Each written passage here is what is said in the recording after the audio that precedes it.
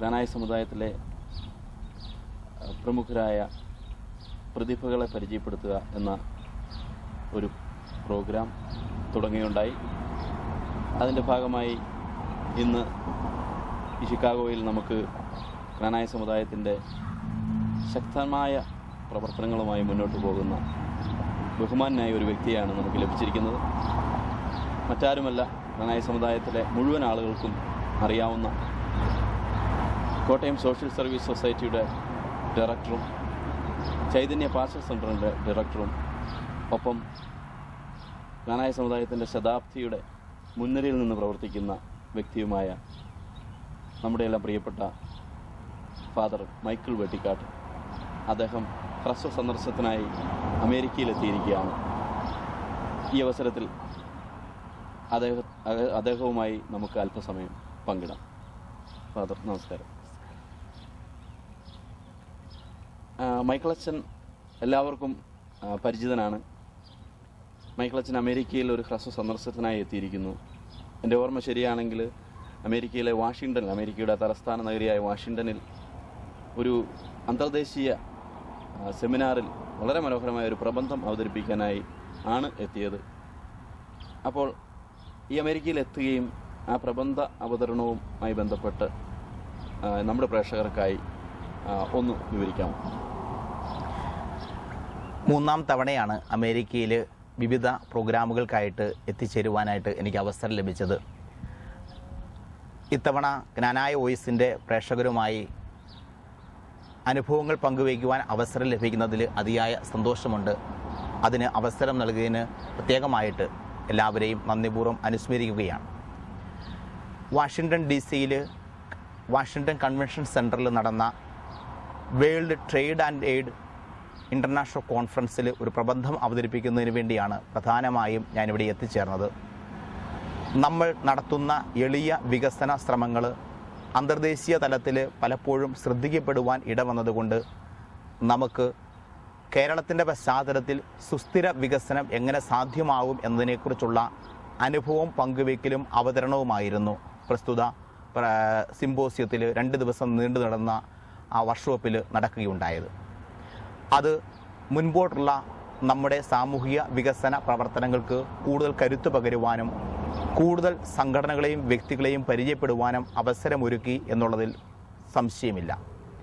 അതോടൊപ്പം നമ്മുടെ മിഷൻ കേന്ദ്രങ്ങൾ സന്ദർശിക്കുവാനും പ്രത്യേകിച്ച് ഷിക്കാഗോയിലെ 2ാമത്തെ പുതിയ ദേവാലയം ഉണ്ടായതിനു ശേഷം ആ ദേവാലയത്തിൽ വന്ന് അഭിനന്യ പിതാവിൻ്റെ നേതൃത്വത്തിൽ നടന്ന ശതാബ്ദി ആഘോഷത്തിലും മറ്റ് തിരുക്കർമ്മങ്ങളിലും 2 ദേവാലയങ്ങളിലും പങ്കെടുക്കുവാൻ കഴിഞ്ഞതിലൂടെ ഒരു കാര്യം മനസ്സിലായി. ഏറെ ഐക്യത്തോടെയും സഹകരണ മനോഭാവത്തോടെയും കരുത്തുറ്റ വൈദിക ആത്മായ സഹകരണ നേതൃത്വത്തിൻ്റെ ഫലമായി അമേരിക്കയിലെ ക്നാനായ മക്കൾ വലിയ ഒരു കുതിച്ചുകയറ്റം നടത്തുന്നു എന്ന യാഥാർത്ഥ്യം തിരിച്ചറിയുവാൻ കഴിഞ്ഞു. ഇതിന് ആദ്യമായി എല്ലാവരെയും പ്രത്യേകമായി അഭിനന്ദിക്കുകയാണ്. ഇക്കാര്യത്തിൽ നമ്മുടെ സമുദായ സംഘടനകളും പ്രത്യേകിച്ച് ആത്മായ നേതൃത്വവും വൈദിക നേതൃത്വവും വഹിക്കുന്ന വലിയ പങ്കിനെ അഭിനന്ദിക്കുവാനും പ്രോത്സാഹിപ്പിക്കുവാനും ആഗ്രഹിക്കുകയാണ്. ഇത് സമൂഹമധ്യത്തിൽ കൂടുതൽ വ്യാപകമാക്കുന്നതിന് വേണ്ടി ക്നാനായ വോയിസ് ചെയ്യുന്ന വലിയ സേവനം തീർച്ചയായും വരും വർഷങ്ങളിൽ കൂടുതൽ കരുത്ത് ക്നാനായ സമുദായത്തിന് അമേരിക്കയിൽ മാത്രമല്ല ലോകമെമ്പാടും ഒരുമിച്ച് നിർത്തുവാൻ വഴിയൊരുക്കുമെന്നതിൽ 2 പക്ഷമില്ല. ചേരുതിരിവുകളില്ലാതെ സ്നേഹത്തിൻ്റെയും സഹകരണത്തിൻ്റെയും മനോഭാവത്തിൽ ഇവിടെ എല്ലാവരും ഒന്നു ചേർന്ന് മുൻപോട്ട് പോകുന്നത് കാണുമ്പോൾ ക്നാനായ സമുദായത്തിന് ശോഭനമായ ഒരു ഭാവി സ്വപ്നം കാണുവാനും അത് നടപ്പിലാക്കുവാനും സാധിക്കുമെന്ന് പ്രതീക്ഷിക്കുന്നു. അതുതന്നെയായി പ്രാർത്ഥിക്കുകയും ചെയ്യുന്നു. നമുക്കറിയാം, സുഹൃത്തുക്കൾ എപ്പോഴും മൈക്കിളച്ചൻ എന്ന് വിളിക്കുകയും അങ്ങനെ മൈക്കിളച്ചൻ എന്ന് വിളിക്കുന്ന ഫാദർ മൈക്കിൾ വെട്ടിക്കാട്ട് ക്നാനായ സമുദായത്തിലെ എൻ്റെ വിശ്വാസം 99% ആളുകളും അങ്ങേ അറിയും, അങ്ങ് പരിചിതനാണ് എന്നൊക്കെയാണ്. എങ്കിലും ആരെങ്കിലും അറിയില്ല അല്ലെങ്കിൽ എന്ന് തോന്നുന്ന ആരെങ്കിലും ഈ അഭിമുഖം കാണുകയാണെങ്കിൽ അവർക്ക് വേണ്ടി അച്ഛനെ ഒന്ന് പരിചയപ്പെടുത്തോ? നാടൻ ചൊല്ലി പറഞ്ഞാൽ ചെണ്ടകൊട്ടുകാരനെ എല്ലാവരും അറിയും എന്ന് പറയും. ഞാൻ ഒരു ചെണ്ടകൊട്ടുകാരൻ്റെ റോളിലാണ് നിലകൊള്ളുക. തന്നെയുമല്ല, അത് പറയാൻ അവകാശവുമുണ്ട്. നാട്ടിൽ 5 വനിതാ ശിങ്കാരി മേളങ്ങൾക്ക് നേതൃത്വം കൊടുക്കുവാനായിട്ട്, തുടക്കം കുറിക്കുവാനായിട്ട് എനിക്ക് കഴിഞ്ഞിട്ടുമുണ്ട്. അതുകൊണ്ട് തന്നെ സമയത്തിരക്കിനിടയിൽ പലപ്പോഴും നേരിട്ട് പലരോട് സംസാരിക്കുവാൻ കഴിയാത്തത് കൊണ്ട് തന്നെ പലരെയും എനിക്ക് നേരിട്ട് അറിയില്ല എങ്കിൽ കൂടി എന്നെ പലരും മനസ്സിലാക്കുന്നു എന്ന് സാജു വളരെ സന്തോഷത്തോടെ പറഞ്ഞതിൽ എനിക്കും അതിയായ സന്തോഷവും അഭിമാനവുമുണ്ട്. ഞാൻ ഒരു എളിയ വൈദികനായി 1993 അഭിനയ കുന്നശ്ശേരി പിതാവിൽ നിന്ന് വൈദിക പട്ടം സ്വീകരിച്ചു. തുടർന്ന് കരിങ്കുന്നം പള്ളിയിൽ 3 മാസം അസിസ്റ്റൻ്റ് വികാരിയായിട്ട് സേവനം ചെയ്തു. അതേ തുടർന്ന് ഹൈറേഞ്ചിലുള്ള NRCT സേനാപതി പള്ളികളിൽ 11 മാസക്കാലം ഇടവക വൈദികനായി ശുശ്രൂഷ ചെയ്തു. തുടർന്ന് അഭിനയ പിതാവ് ആവശ്യപ്പെട്ടതനുസരിച്ച് ഡൽഹിയിലെ ക്നാനായ മിഷൻ്റെയും ഒപ്പം ഡൽഹി യൂണിവേഴ്സിറ്റിയിൽ നിന്ന് സാമൂഹ്യ പ്രവർത്തനത്തിൽ ഉപരിപഠനത്തിനുമായി 2 വർഷം അവിടെ ചിലവഴിക്കുകയുണ്ടായി. തുടർന്ന് ഞാൻ കർമ്മരംഗത്ത് എത്തിയത് ശ്രീപുരം പാസ്റ്റർ സെൻറ്ററിലായിരുന്നു. അവിടെ 1997 മുതൽ 2000 വരെ കോട്ടയം അതിരൂപതയുടെ മലബാർ മേഖലയിലെ സാമൂഹ്യ പ്രവർത്തനങ്ങൾക്ക് നേതൃത്വം കൊടുക്കുവാൻ വേണ്ടി മലബാർ സോഷ്യൽ സർവീസ് സൊസൈറ്റിയുടെ ചുമതലയും അതോടൊപ്പം അവിടെ യുവജന സേവന വിഭാഗത്തിൻ്റെയും മതബോധനത്തിൻ്റെയും ചുമതല വഹിക്കുകയുണ്ടായി. ഈ 3 വർഷക്കാലം മലബാറിലെ പ്രവർത്തനത്തിലൂടെ ലഭിച്ച അനുഭവപരിചയവും ഹൈറേഞ്ചിൽ 1 വർഷം വികാരിയായി പ്രവർത്തിച്ചപ്പോഴുള്ള അനുഭവപരിചയവും കൂട്ടിച്ചേർത്ത് 2000 എനിക്ക് മുൻഗാമിയായി ചൈതന്യ അജപാലന കേന്ദ്രത്തിൻ്റെ ഡയറക്ടറായിട്ട് പ്രവർത്തിച്ചിരുന്ന ബഹുമാനപ്പെട്ട എബ്രഹാം മുത്തോലത്തച്ഛൻ അമേരിക്കയിലേക്ക് ശുശ്രൂഷ ചെയ്യുവാൻ പോകുന്ന അവസരത്തിലാണ് ചൈതന്യ അജപാലന കേന്ദ്രത്തിൻ്റെ ചുമതല ഞാൻ ഏറ്റെടുക്കുക. ഇപ്പോഴും പച്ച പിടിച്ച് മനസ്സിൽ നിൽക്കുന്നത് സാജു കണ്ണമ്പള്ളിയൊക്കെ അന്ന് യുവജന പ്രസ്ഥാനത്തിന് നേതൃത്വം നൽകി നമ്മൾ പല കാര്യങ്ങളിലും ഇടപെട്ടും സംസാരിച്ചും ചർച്ച ചെയ്തുമൊക്കെ വളർന്ന് അനുഭവങ്ങൾ സ്വന്തമാക്കുവാൻ പരസ്പരം കഴിഞ്ഞു എന്ന മനോഹരമായ 10 വർഷം മുമ്പുള്ള കാര്യങ്ങൾ എൻ്റെ മനസ്സിലേക്ക് കടന്നു വരികയാണ്. പിന്നീട് അങ്ങോട്ട് മുൻപോട്ടുള്ള പ്രയാണത്തിൽ എല്ലാവരും ചേർന്നുള്ള കൂട്ടായ ഒരു വലിയ സഹകരണത്തിൻ്റെ അനുഭവത്തിലൂടെയാണ് ഈ കഴിഞ്ഞ 11 വർഷക്കാലം ചൈതന്യ അജപാലന കേന്ദ്രത്തിലൂടെ ഞാനും എന്നോട് ചേർന്ന് നിൽക്കുന്നവരും ഒരുമിച്ച് ചേർന്ന് ഈ സമൂഹത്തിൽ വിപ്ലവാത്മകമായ ചില മാറ്റങ്ങൾക്ക് തുടക്കം കുറിക്കുവാൻ കഴിഞ്ഞു എന്ന് പലരും വിശേഷിപ്പിക്കുന്ന പല കാര്യങ്ങൾക്കും തുടക്കം കുറിക്കുവാൻ കഴിഞ്ഞത്. ഇത് ഒരു കൂട്ടായ നേതൃഫലമായി പ്രത്യേകിച്ച് നിരൂപത അധ്യക്ഷന്മാരുടെ വലിയ നേതൃത്വത്തിൻ്റെ വിശാല വീക്ഷണത്തിൻ്റെയും ദീർഘവീക്ഷണത്തിൻ്റെയും ഫലമായി വരുന്ന ഒരു പ്രവർത്തനമാണ്. അതുകൊണ്ട് തന്നെ ഞാൻ ഒരു സാധാരണ വൈദികൻ എന്ന നിലയിൽ എല്ലാവരും ഒന്നു ചേർന്ന് നൽകുന്ന സ്നേഹവും സഹകരണവും പ്രോത്സാഹനവും വഴി ഈ കാര്യങ്ങൾ ചെയ്യുവാനായിട്ട് ശ്രമിക്കുമ്പോൾ എനിക്ക് മനസ്സിലാകുന്ന ബോധ്യമായ ഒരു കാര്യം, ഒരു കൂട്ടായ പ്രയത്നത്തിലൂടെ സഹകരണത്തിലൂടെ പല കാര്യങ്ങളും നമുക്ക് അസാധ്യമെന്ന് കരുതുന്നത് നേടിയെടുക്കുവാൻ കഴിയുമെന്ന വലിയ ബോധ്യമാണ്. ഇപ്പോൾ അജപാലന കേന്ദ്രത്തിൻ്റെ ഡയറക്ടറായിട്ടും കോട്ടയം സോഷ്യൽ സർവീസ് സൊസൈറ്റിയുടെ സെക്രട്ടറി ആയിട്ടും അതോടൊപ്പം നമ്മുടെ അതിരൂപതയുടെ ശതാബ്ദി ആഘോഷങ്ങളുടെ സംഘാടക സമിതിയുടെ സെക്രട്ടറി ആയിട്ടും പ്രവർത്തിക്കുന്നു. ഈ പ്രവർത്തനങ്ങളിലൂടെ എല്ലാവരും സാജു സൂചിപ്പിച്ചതുപോലെ എല്ലാവരുമായി ഇടപഴകുവാനും സംസാരിക്കുവാനും എല്ലാവർക്കും വേണ്ടി ശുശ്രൂഷ ചെയ്യുവാനുമുള്ള അവസരം ലഭിക്കുന്നു എന്നുള്ളതിൽ അതിയായ സന്തോഷമെന്ന് അതിന് ദൈവത്തിന് പ്രത്യേകമായി നന്ദി പറയുകയും ചെയ്യുന്നു. അച്ഛൻ്റെ ഈ മറുപടിയിൽ നിന്ന് മനസ്സിലാക്കിയത് രൂപതയെ സംബന്ധിച്ചിടത്തോളം, ക്നാനായ സമുദായത്തെ സംബന്ധിച്ചിടത്തോളം ഏറ്റവും ഉത്തരവാദിത്വം നിറഞ്ഞ ഏതാനും ജോലികളിലാണ് അച്ഛൻ വ്യാപൃതനായിരിക്കുന്നത്. അതായത് ജൂബിലിയുടെ സെക്രട്ടറി എന്ന നിലയിൽ വളരെ വലിയ ഉത്തരവാദിത്വമുണ്ട്. കോട്ടയം സോഷ്യൽ സർവീസ് സൊസൈറ്റിയുടെ സെക്രട്ടറി എന്ന നിലയിൽ ശക്തമായി പ്രവർത്തിക്കുന്നു.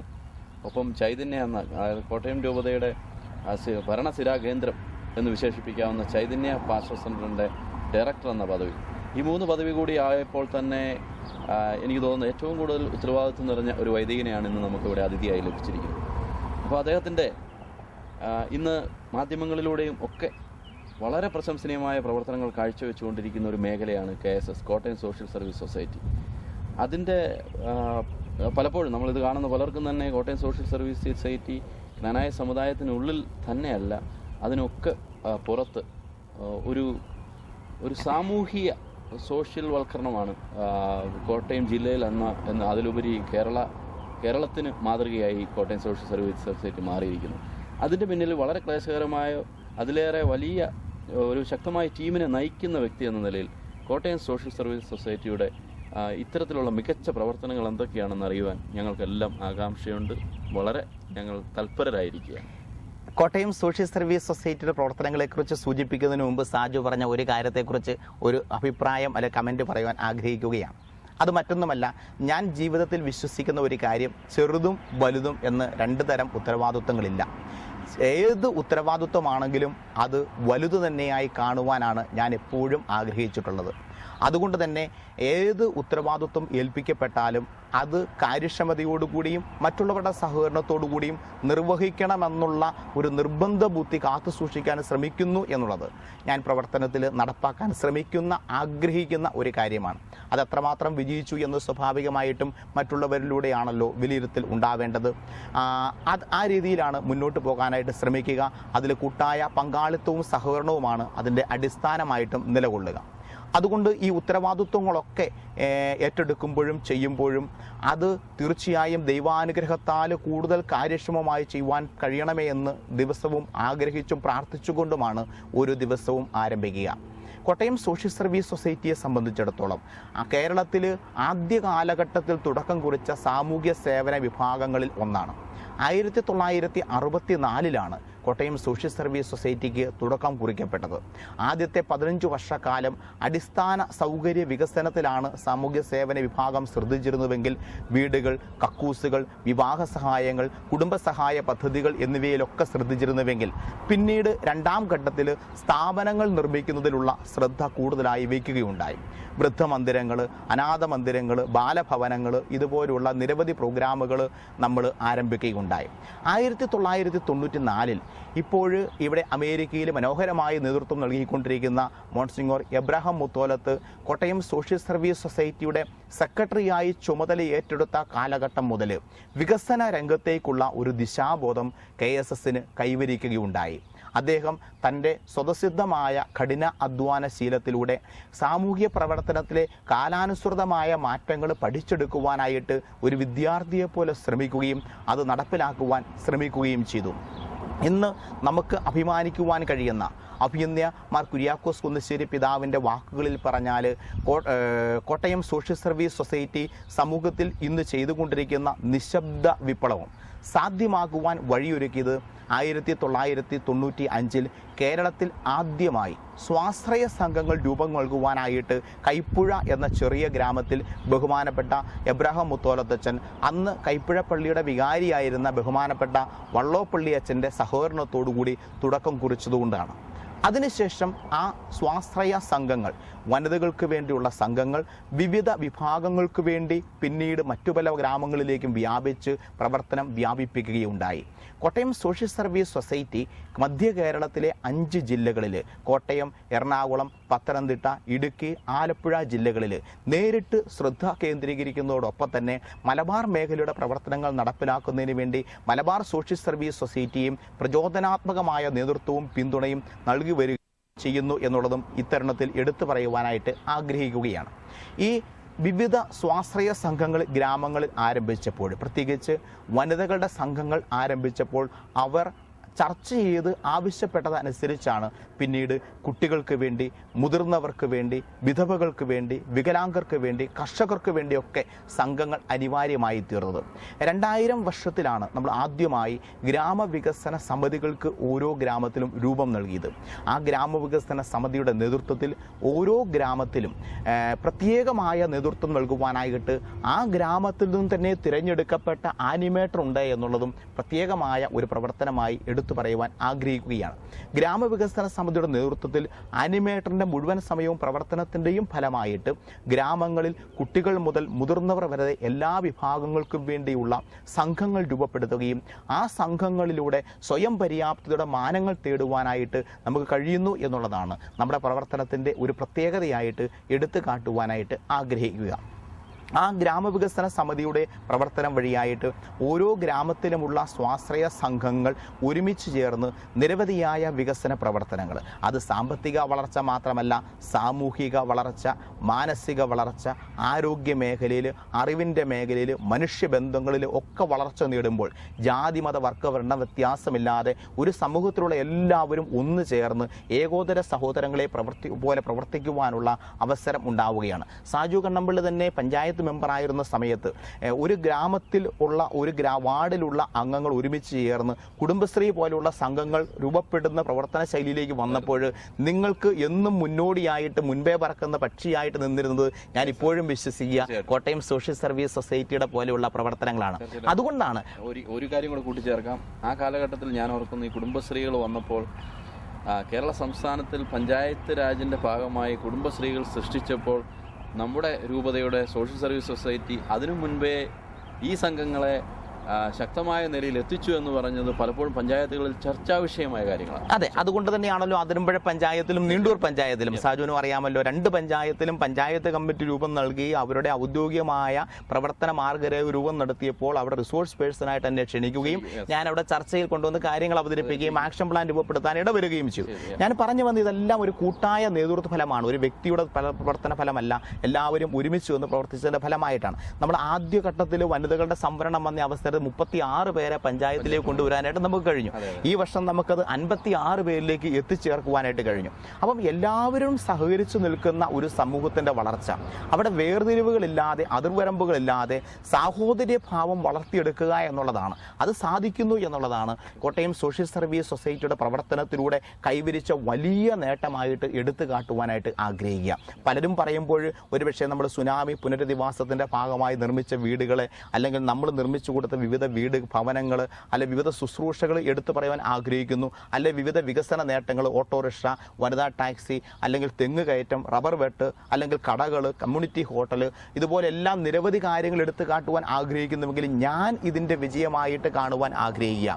ഒരു പ്രദേശത്തുള്ള ജനവിഭാഗങ്ങൾ ജാതിമത വർഗവർണ്ണ വ്യത്യാസമില്ലാതെ ഏകോദര സഹോദരങ്ങളെ പോലെ ഐക്യത്തിൻ്റെ ഭാവത്തിൽ മുന്നോട്ട് പോകുന്ന മനുഷ്യത്വം തുളുമ്പി നിൽക്കുന്ന സമൂഹം, മനുഷ്യമഹത്വം പ്രതിഫലിക്കുന്ന സമൂഹം ഇവിടെ കരഗതമാകുന്നു എന്നുള്ളതാണ് ഏറ്റവും വലിയ ഒരു വിജയമായിട്ടും നേട്ടമായിട്ടും സാമൂഹ്യ സേവന വിഭാഗത്തിലൂടെ നമ്മൾ കാണുവാനായിട്ടും കഴിയുക.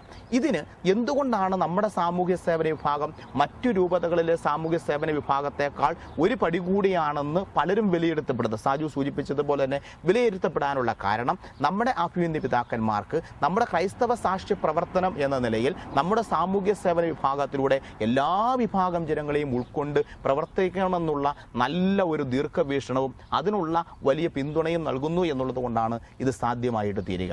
അപ്പോൾ ഇങ്ങനെ പ്രവർത്തിച്ചു പോകുമ്പോൾ ഇന്ന് ലോകത്തിന് തന്നെ മാതൃകയായിരിക്കുന്ന വികലാംഗരുടെ പുനരധിവാസ പ്രവർത്തനങ്ങളിലെ ഒരു മാതൃകയുണ്ട്, കമ്മ്യൂണിറ്റി ബേസ്ഡ് റീഹാബിലിറ്റേഷൻ എന്ന് പറയും. എന്ന് പറഞ്ഞാൽ സമൂഹ അധിഷ്ഠിത പുനരധിവാസ പദ്ധതി, CBR എന്നാണ് അതിൻ്റെ ചുരുക്കപ്പേര്. ഞാൻ ഇതിനോടകം 7 രാജ്യങ്ങളിൽ ഈ പദ്ധതി നമ്മൾ കേരളത്തിൽ നടപ്പിലാക്കി വിജയിച്ചതിൻ്റെ മാതൃകകൾ അവതരിപ്പിക്കുവാനായിട്ട് പോവുകയും എന്നെ ക്ഷണിക്കുകയും ചെയ്തിട്ടുണ്ട്. ഇതുതന്നെ നമുക്ക് വലിയ ഒരു മാതൃകയായിട്ട് സമൂഹ മധ്യത്തിൽ പല കാര്യങ്ങളും കൊടുക്കാൻ കഴിയുന്നു എന്നുള്ളത് ശ്രദ്ധേയമാണ്. സാജുവിന് അറിയാവുന്ന കാര്യമാണല്ലോ, നമ്മുടെ സന്ധ്യ ബാനർജി നീണ്ടൂർ പഞ്ചായത്ത് പ്രസിഡന്റായിട്ട് ഇന്ന് ബ്ലോക്ക് പഞ്ചായത്ത് പ്രസിഡന്റായി മാറിയ സന്ധ്യ ബാനർജി വെറും ഒരു ഓട്ടോറിക്ഷയിൽ ആരംഭിച്ച ഒരു സാധാരണ വീട്ടമ്മയാണ്.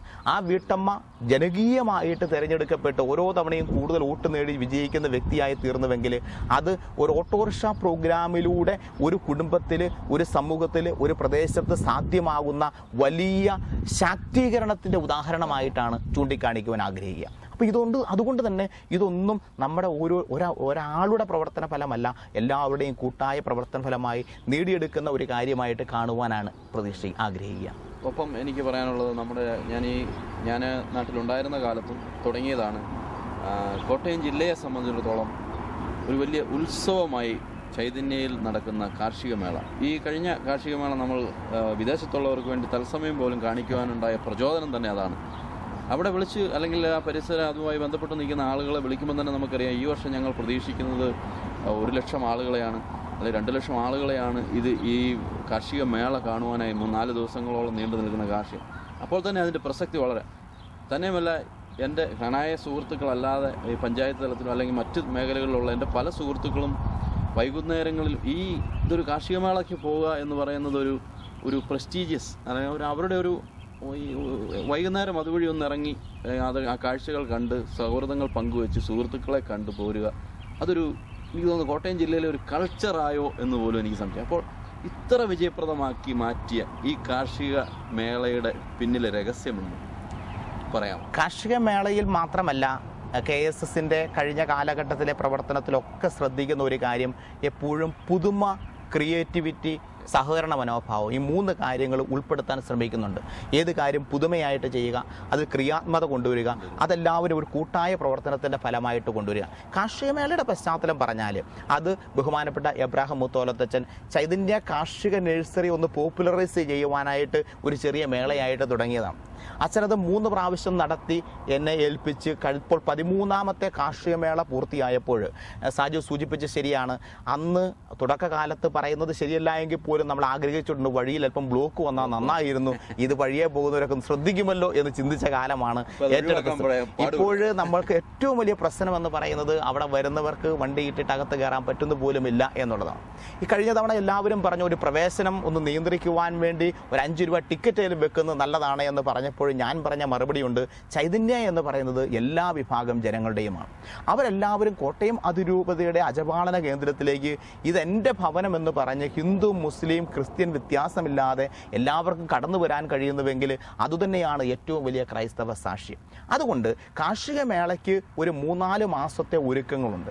എല്ലാ വിഭാഗം ജനങ്ങളുടെയും പങ്കാളിത്തം അതിനകത്തുണ്ട്. ആരും മാറി നിൽക്കുന്നില്ല.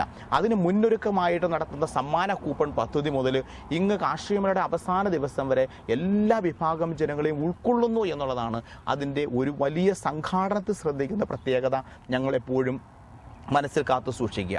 ഒപ്പം അതോടൊപ്പം തന്നെ പുതുമ നിറഞ്ഞ പ്രോഗ്രാമുകൾ കൊണ്ടുവരുവാൻ എല്ലാ വർഷവും നമ്മൾ ശ്രമിക്കുന്നുണ്ട്. സാജു ആണെങ്കിലും വന്നിരുന്നെങ്കിൽ മീശ മത്സരത്തിലോ കഷണ്ടി മത്സരത്തിലോ ഏതെങ്കിലുമൊക്കെ ഒന്ന് പങ്കെടുക്കാൻ സാധിക്കുമായിരുന്നു. അപ്പോൾ അങ്ങനെ ഏതെങ്കിലുമൊക്കെ മത്സരങ്ങൾ എല്ലാ തവണയുണ്ട്. ഇത് രണ്ടും നമുക്ക് പറ്റിയെല്ലാം തോന്നിയ കാളപൂട്ട് മത്സരത്തിന് അവസരമുണ്ട്. ഇതൊന്നുമല്ല ഭാര്യ സഹിത വരുന്നെങ്കിൽ ഞാറ് നടുവാനായിട്ട് അവസരമുണ്ട്. അപ്പോൾ ഏതെങ്കിലുമൊക്കെ മത്സരത്തിൽ പങ്കെടുത്ത് ഈ മത്സരങ്ങളിലൂടെ എനിക്ക് എന്നെ ഏറ്റവും ശ്രദ്ധിച്ചത് കാർഷികമേള 2 വർഷം മുമ്പ് മലയാള മനോരമ തലപ്പത്ത്, വനിതയുടെയും മലയാള മനോരമയും കോട്ടയം ഫ്ലവർ ഷോയുടെയും ഒക്കെ തലപ്പത്ത് ഉള്ള ഉത്തരവാദിത്വമുള്ള മനോരമ കുടുംബത്തിലെ മുതിർന്ന ഒരു വ്യക്തി അപ്പോയിൻമെന്റ് വെച്ച് എന്നെ കാണുവാൻ വന്നു. അപ്പോൾ എന്നോട് ചോദിച്ച ഒരു കാര്യം, എങ്ങനെയാണ് ഈ പുതുമ നിറഞ്ഞ കാര്യങ്ങൾ ഉൾപ്പെടുത്തി ഇത് ചെയ്യാൻ പറ്റുന്നത്? ഞങ്ങൾക്കിത് ലാഭകരമാക്കാൻ പറ്റുന്നില്ല. കോട്ടയം നടന്ന ഫ്ലവർ ഷോ ഇത് ഇവിടെ ചൈതന്യ കാർഷികമേള ലാഭകരമാണ് എന്ന് കേട്ടറിഞ്ഞു എന്ന് പറഞ്ഞു. വലിയ ലാഭമൊന്നുമില്ലെങ്കിലും നമുക്ക് കടത്തിക്കൊണ്ടുപോകാൻ പറ്റുന്നു എന്നുള്ളത് തീർച്ചയായിട്ടും അത്രേ പറയുവാൻ പറ്റുള്ളൂ. ഇപ്പോൾ അപ്പോൾ അങ്ങനെയൊക്കെ ചെയ്യാൻ പറ്റുന്നു എന്നുള്ളത് വലിയ കാര്യം തന്നെയാണ്. ഇതൊരു ജനകീയ ഉത്സവമാണ്. ഇതിന് മാധ്യമങ്ങൾ നന്മ തിരിച്ചറിഞ്ഞ് നൽകിയ പ്രോത്സാഹനം തന്നെയാണ് ഇത് വിജയിച്ചെടുക്കുവാനായിട്ട് വലിയ കാര്യമായിട്ട് കാണുക. പിന്നെ എല്ലാ വിഭാഗം ജനങ്ങളും, ഒരാൾ പോലും നമ്മളോട് ഇതിനോട് സഹകരിക്കാതിരിക്കുന്നില്ല. ശതാബ്ദി കാർഷികമേള കഴിഞ്ഞ വർഷം നടത്തിയപ്പോൾ ക്നാനായ വോയിസ് അത് ലോകമെമ്പാടും പ്രചരിപ്പിച്ച് വലിയൊരു സംഭവമാക്കി തീർത്തു എന്നുള്ളത് കൊണ്ട് തന്നെ പലരും ഇനി കാർഷികമേള കണക്കുകൂട്ടി നാട്ടിൽ അവധിക്ക് വരാൻ കാത്തിരിക്കുന്നുണ്ട്. അതുകൊണ്ട് അടുത്ത വർഷം എന്തായാലും ലൈവായിട്ട് ചെയ്യാതിരിക്കാൻ പറ്റുമെന്നും എനിക്ക് തോന്നുന്നില്ല. അപ്പോൾ അത് മുൻകൂട്ടി പറയുക. അപ്പോൾ എന്താണെന്ന് വെച്ചാൽ ശതാബ്ദി കാർഷികമേളയ്ക്ക് നമ്മൾ ലക്ഷ്യം വെച്ചിരുന്നൊരു കാര്യം, ഒരു ദിവസം കൂടെ കൂട്ടി 4 ദിവസം നീണ്ടു നിൽക്കുന്ന പ്രോഗ്രാമുകൾ. അതിനകത്ത് അതിരൂപതയ്ക്ക് കോട്ടയം സോഷ്യൽ സർവീസ് സൊസൈറ്റിയുടെ വകയായി ഒരു ജനകീയ സമ്മാനം നൽകണമെന്ന ആഗ്രഹത്തോടു കൂടി 10 രൂപയുള്ള സമ്മാന കൂപ്പൺ നമ്മൾ തയ്യാറാക്കി. ആ സമ്മാന കൂപ്പണിലൂടെ അതിരൂപതയുടെ സാമൂഹ്യ സേവന വിഭാഗത്തിലേക്ക് ലഭിച്ച സംഭാവന എന്ന് പറയുന്നത് 27 ലക്ഷം രൂപയാണ്. ആ 27 ലക്ഷം രൂപയിൽ ഒരു പൈസ പോലും കോട്ടയം സോഷ്യൽ സർവീസ് സൊസൈറ്റിയുടെ കേന്ദ്ര ഓഫീസിൽ എത്തിയിട്ടില്ല. അതാത് ഗ്രാമങ്ങളിൽ, ഉദാഹരണം നീണ്ടൂരാകാം, കുറുമുള്ളൂരാകാം, കല്ലറയാകാം, ഏത് ഗ്രാമത്തിലും ആ പൈസ എത്തിച്ചേർന്ന് ആ ഗ്രാമത്തിൽ ഒരു വീട് നിർമ്മിക്കുവാനായിട്ട് പ്രയോജനപ്പെടുത്തുകയാണ്. ഇപ്പോൾ അഭിമാനത്തോടെ പറയട്ടെ, 86 പുതിയ ഭവനങ്ങൾ നിർമ്മിച്ചുകൊണ്ടിരിക്കുകയാണ്. ഈ 86 ഭവനങ്ങൾ ഓഗസ്റ്റ് മാസത്തിൽ പൂർത്തിയായി. നമ്മൾ അതിരൂപതയുടെ ശതാബ്ദിയുടെ ഭാഗമായി കുടുക്കുകളിലൂടെ ലഭിക്കുന്ന വീടുകളുടെ പൂർത്തിയായി കഴിയുമ്പോൾ ഒട്ടനവധി കുടുംബങ്ങൾക്ക് ഭവനം നിർമ്മിച്ചു കൊടുക്കുവാൻ കഴിയുന്നു എന്നുള്ളത് തന്നെ ഈ കാർഷിക മേള നിങ്ങൾ അല്ലെങ്കിൽ മറ്റുള്ളവർ പുറമേ നിന്ന് കാണുന്ന വെറും മേളയായിട്ടാണ് കാണുന്നതെങ്കിൽ ഇതിലൂടെ ശാശ്വതമായ ചില വികസന പ്രശ്നങ്ങൾക്ക് പരിഹാരം കണ്ടെത്തുവാൻ കഴിയുന്നു എന്നുള്ളതും അല്ലെ ശ്രമിക്കുന്നു എന്നുള്ളതും സംഘാടനത്തിലെ ഒരു പ്രത്യേകതയായി എടുത്തു കാണിക്കുവാനായിട്ട് ആഗ്രഹിക്കുകയാണ്.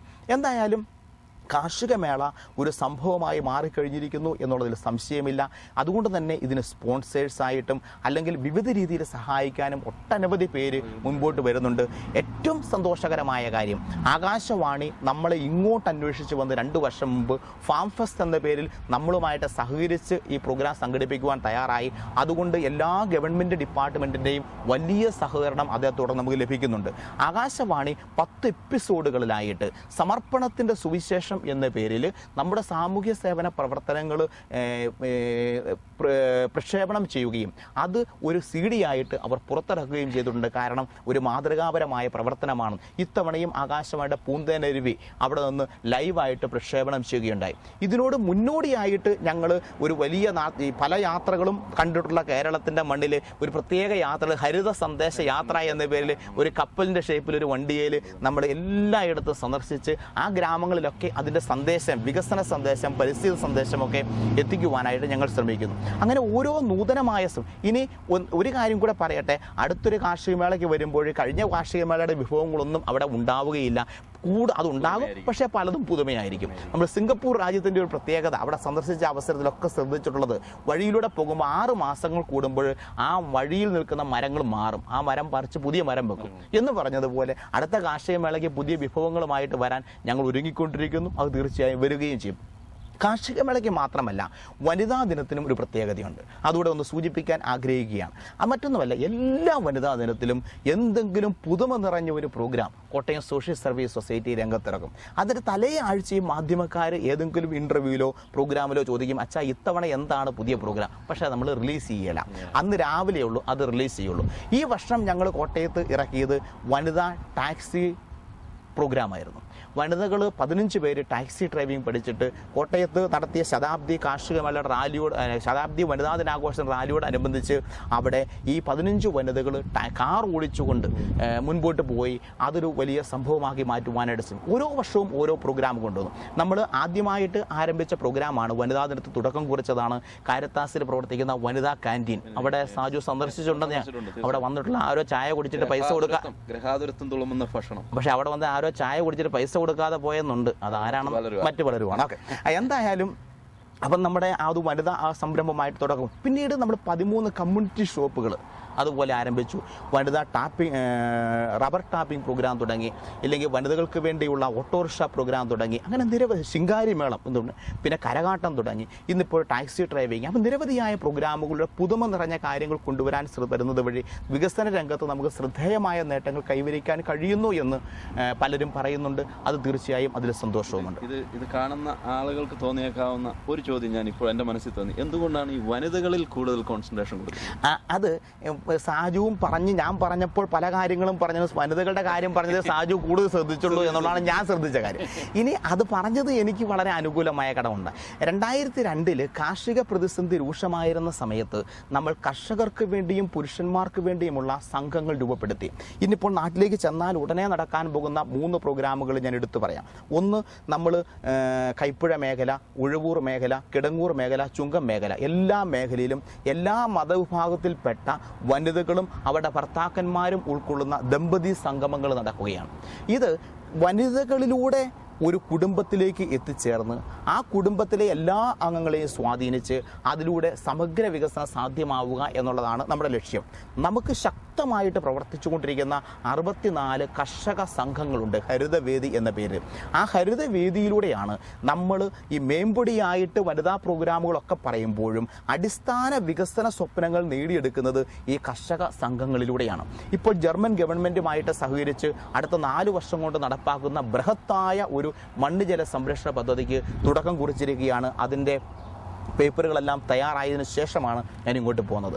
അതിലൂടെ നമ്മൾ വിഭാവനം ചെയ്തിരിക്കുക മണ്ണ് ജല സംരക്ഷണ പ്രവർത്തനങ്ങൾ, പരിസ്ഥിതി, മണ്ണ്, കൃഷി, ഈ 3 കാര്യങ്ങൾ ശ്രദ്ധ കേന്ദ്രീകരിച്ച് പ്രവർത്തിക്കുകയാണ്. ഭാരതത്തിന് കല്ല് കയ്യാല, മണ്ണ് കയ്യാല, നീർക്കുഴികൾ, അല്ലെങ്കിൽ മഴവെള്ള സംഭരണി, ഇതുപോലെയുള്ള നിരവധിയായ പ്രവർത്തനങ്ങൾ. അപ്പോൾ പുരുഷ സംഘങ്ങളിലൂടെ ഇതുപോലെയുള്ള നിരവധിയായ പ്രവർത്തനങ്ങൾ ചെയ്യുന്നുണ്ട്. അതും പ്രത്യേകം ശ്രദ്ധേയമായ കാര്യങ്ങളാണ്. ഈ പ്രവർത്തനങ്ങളൊക്കെ നോക്കിക്കാണുമ്പോൾ ഒരു പഞ്ചായത്ത് തലത്തിൽ, അല്ലെങ്കിൽ ഒരു പഞ്ചായത്തിന് കഴിയാത്തതും, അല്ലെങ്കിൽ ഒരു ഗവൺമെൻറ് തലത്തിൽ കഴിയാവുന്നതും എന്നാൽ ചെയ്യാത്തതുമായ പല കാര്യങ്ങളും സോഷ്യൽ സർവീസ് സൊസൈറ്റി ചെയ്യുന്നു എന്നറിയുന്നതിൽ ഒത്തിരി സന്തോഷമുണ്ട്. ഒപ്പം ഈ ദിവസങ്ങളിൽ, കഴിഞ്ഞ ഒരു മാസത്തിനുള്ളിൽ പത്രമാധ്യമങ്ങളിൽ കോട്ടയം സോഷ്യൽ സർവീസ് സൊസൈറ്റിയെ നിറഞ്ഞു നിൽക്കുന്നതായിട്ട് എനിക്ക് തോന്നി. അതായത് സോഷ്യൽ സർവീസ് സൊസൈറ്റിയെ എന്ന ആ സൊസൈറ്റിയെ തന്നെ ആ യൂണിറ്റിന് കേരളത്തിൽ ഒരു വലിയ അംഗീകാരം ലഭിച്ചു. അതിന് നേതൃത്വം കൊടുക്കുന്ന മൈക്കിളച്ചന് പ്രത്യേകമായ ഒരു അംഗീകാരം ലഭിച്ചു. ഈ അംഗീകാരങ്ങളെക്കുറിച്ച് എനിക്ക് തോന്നുന്നു 2-3 അംഗീകാരങ്ങൾ ഈ തുടർച്ചയായിട്ട് ഉണ്ടാകുകയുണ്ടായി. അതിനെക്കുറിച്ച് ഒന്ന് പറയാം. ഞാനും നാട്ടിൽ നിന്ന് ഓരോരുത്തരും വിളിക്കുമ്പോഴും അല്ലെങ്കിൽ ഇമെയിൽ വരുമ്പോഴും ഒക്കെ നാട്ടിലെ പത്രമാധ്യമങ്ങളിൽ ജൂൺ മാസത്തിൽ വളരെയേറെ KSS നിറഞ്ഞു നിൽക്കുന്നു എന്ന കാര്യം അറിയുന്നുണ്ട്. ഞാൻ തോന്നുന്നു ഞാൻ പോകുന്നത് കൊണ്ടായിരിക്കും ഇത്രയും നന്നായിട്ട് അവിടെ കാര്യങ്ങളൊക്കെ വന്നത് എന്നാണ് എനിക്ക് തോന്നുക. അതിന് കാരണം 3 കാര്യങ്ങളാണ് അടുത്ത കാലത്ത് സംഭവിച്ചത്. ഒന്ന്, കേരളത്തിൽ ആദ്യമായിട്ട് കേരളത്തിലെ കത്തോലിക്ക മെത്രാൻ സമിതി സാമൂഹ്യ സേവന വിഭാഗങ്ങളെ, കേരളത്തിലെ 30 കത്തോലിക്ക രൂപതകളിലെ സാമൂഹ്യ സേവന വിഭാഗങ്ങളെ വിലയിരുത്തി അവാർഡ് നിർണ്ണയിച്ച് കൊടുക്കുന്നതിനുള്ള ഒരു ക്രമീകരണം ചെയ്തു. അതിന് പുറത്തുനിന്നുള്ള 3 റിസോഴ്സ് പേഴ്സൺസിനെ അതിനുവേണ്ടി വെച്ചു.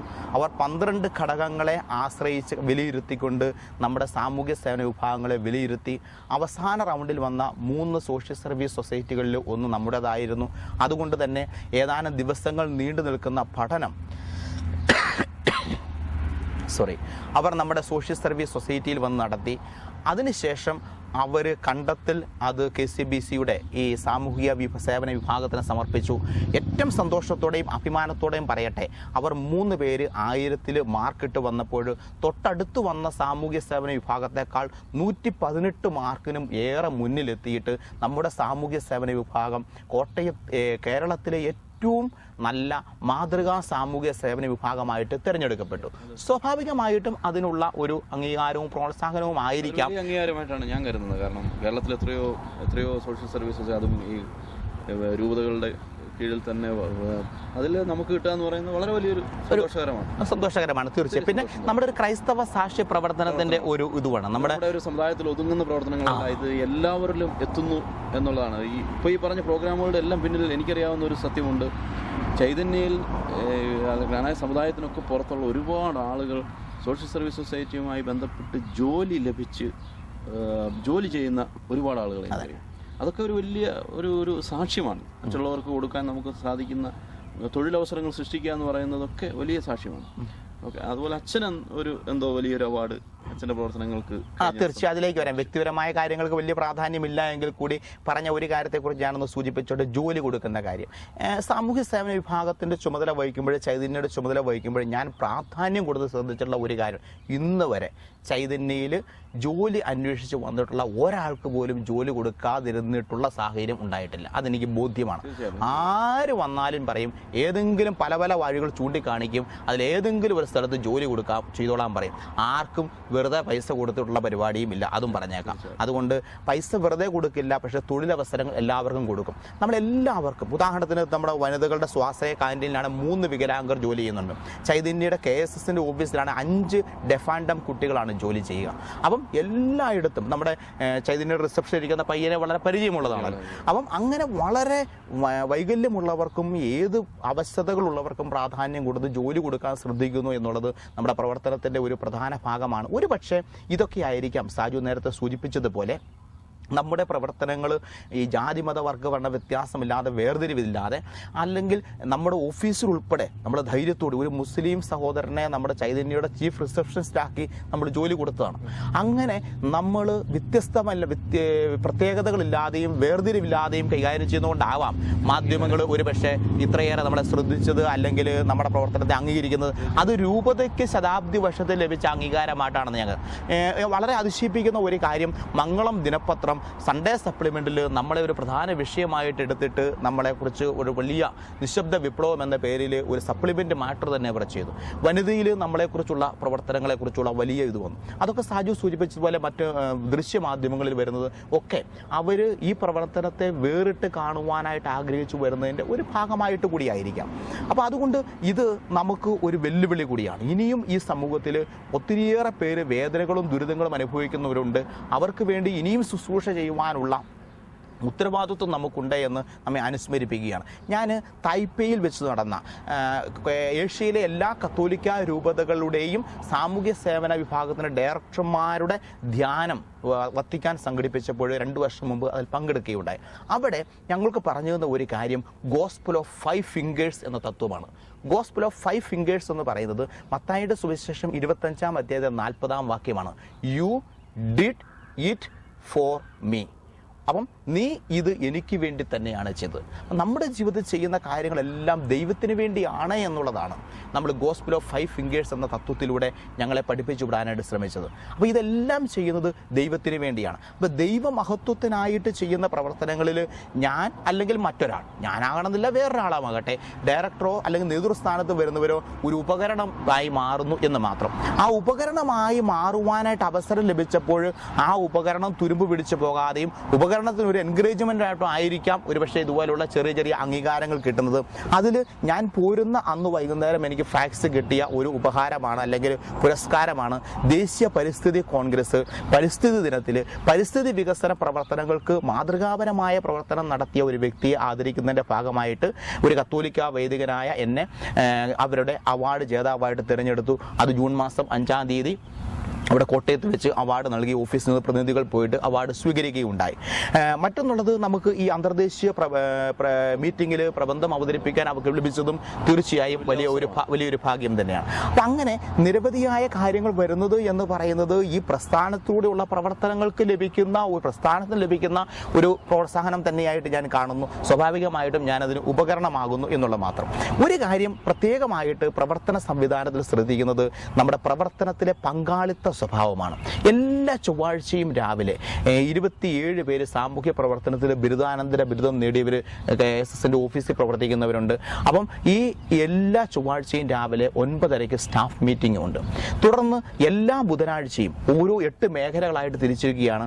ഈ സ്റ്റാഫും 8 മേഖലയുള്ള കോർഡിനേറ്റേഴ്സും ഒരുമിച്ച് പ്ലാനിംഗ് മീറ്റിങ്ങുകളുണ്ട്. പിന്നീട് എല്ലാ വെള്ളിയാഴ്ചയും എല്ലാ മേഖലകളിലും പ്ലാനിംഗ് മീറ്റിംഗ് നടക്കുന്നുണ്ട്. അതേ തുടർന്ന് എല്ലാ മാസത്തിലെയും ആദ്യത്തെ ബുധനാഴ്ച എൻ്റെ സ്റ്റാഫ് ടീം 143 സ്റ്റാഫ് അംഗങ്ങളാണ് KSSനുള്ളത്, ഒരുമിച്ച് വന്നുള്ള സ്റ്റാഫ് പ്ലാനിംഗ് മീറ്റിംഗ് ഉണ്ട്. അപ്പം അങ്ങനെ സിസ്റ്റം കീപ്പ് ചെയ്യുന്നു, പങ്കാളിത്ത സ്വഭാവം നിലനിർത്തുന്നു, പ്ലാനിങ്ങിലും നിലനിർത്തുന്നു എന്നുള്ളത് വളരെ ശ്രദ്ധേയമായിട്ട് വിജയിക്കാനുള്ള ഒരു കാരണമായിട്ട് ഞാൻ കാണുകയാണ്. പങ്കാളിത്ത സ്വഭാവത്തിന് പ്രാധാന്യമുണ്ട്. അതോടൊപ്പം സംഘചൈതന്യ എന്നുള്ള ഈ കോട്ടയം അതിരൂപതയുടെ ഈ ന്യൂസ് ലെറ്റർ വളരെ പ്രധാനപ്പെട്ടതാണ് എന്ന് കരുതുകയാണ് ഞാൻ. വളരെ സാന്ദർഭികമായിട്ട് പറയട്ടെ, 21,000 കോപ്പിയാണ് സംഘചൈതന്യം പ്രിന്റ് ചെയ്ത് പുറത്തു വരിക ഓരോ മാസവും. അത് ₹1 വിലയ്ക്ക് ആൾക്കാർക്ക് കൊടുക്കുകയാണ് ചെയ്യുക. എല്ലാവരും വിലയ്ക്ക് വാങ്ങുകയാണ്. കാരണം സൗജന്യമായിട്ട് കൊടുക്കുന്ന പരിപാടിയില്ല. സൗജന്യം ശരിയല്ല. അതുകൊണ്ട് തന്നെ ഇത് വിലയ്ക്ക് കൊടുക്കുകയാണ്. ഈ സംഘചൈതന്യയിൽ ഒരു മുഖപ്രസംഗത്തിലൂടെ ഓരോ കാലഘട്ടത്തിലെയും ഓരോ മാസത്തിലെയും വികസന സ്വപ്നങ്ങൾ പങ്കുവയ്ക്കാറുണ്ട്. ആ വികസന സ്വപ്നങ്ങൾ ആദ്യ ഭാഗത്തത് ഒരു പുസ്തകമായി നന്മയുടെ വഴിത്താര എന്ന പേരിൽ ഞാൻ പ്രസിദ്ധീകരിക്കുകയുണ്ടായി. രണ്ടാമത്തത് ജൂലൈ 1-ാം തീയതി കോട്ടയത്ത് വെച്ച് മീറ്റിങ്ങിൽ വെച്ച് രണ്ടാമത്തെ പുസ്തകം നന്മയുടെ വഴിവിളക്കുകൾ എന്ന പേരിൽ പുതിയ പുസ്തകം പ്രസിദ്ധീകരിക്കുകയാണ്. ഇതിലൂടെ ഈ വികസന സ്വപ്നങ്ങൾ എല്ലാവർക്കും പങ്കുവയ്ക്കുവാൻ സംഘചൈതന്യയിലൂടെ നമുക്ക് കഴിയുന്നു എന്നുള്ളതും അത് അപ്പം എല്ലാവരും സ്വന്തമായിട്ട് ഒരു കാര്യം പോലും കേന്ദ്ര ഓഫീസിൽ തീരുമാനിക്കപ്പെടുന്നില്ല.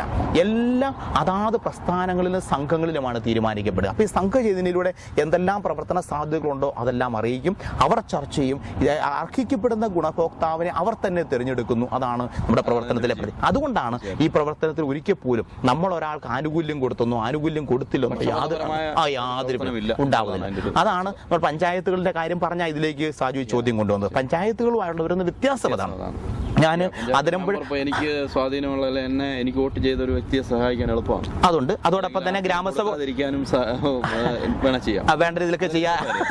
അപ്പം ഗ്രാമസഭ കൂടുമ്പോൾ നമുക്ക് വേണ്ട ആൾക്കാരെ കൂട്ടിക്കൊണ്ടെന്ന് ചെയ്യും. ഞാൻ അതിരമ്പുഴ പഞ്ചായത്തിന്റെ ഗ്രാമസഭയിൽ പതിവായിട്ട് പോകുന്ന ആളാണ്. അവർ 3 മണിക്ക് ഗ്രാമസഭയാന്ന് പറഞ്ഞാൽ 3 മണിയാകുമ്പോൾ ആരും അവിടെ ഉണ്ടാവില്ല, ഞാൻ മാത്രമേ അവിടെ ഉണ്ടാവുള്ളൂ. അതിനുശേഷം ഇവർക്ക് സമയമാകുമ്പോൾ ഇവരെ കുറെ പേരെ കൂട്ടിക്കൊണ്ട് തീരുമാനം എടുക്കുന്നു. അപ്പം നമുക്ക് അതല്ല, പങ്കാളിത്ത സ്വഭാവത്തോടെ അർഹതപ്പെടുന്നവർ തന്നെ തിരഞ്ഞെടുക്കുന്നു. അതാണ് നമ്മൾ ചെയ്യുന്ന ഒരു വലിയ പ്രവർത്തന ശൈലി എന്നുള്ളത്. പ്രത്യേകം ഒരു വലിയ പ്രവർത്തന മേഖലയാണ്.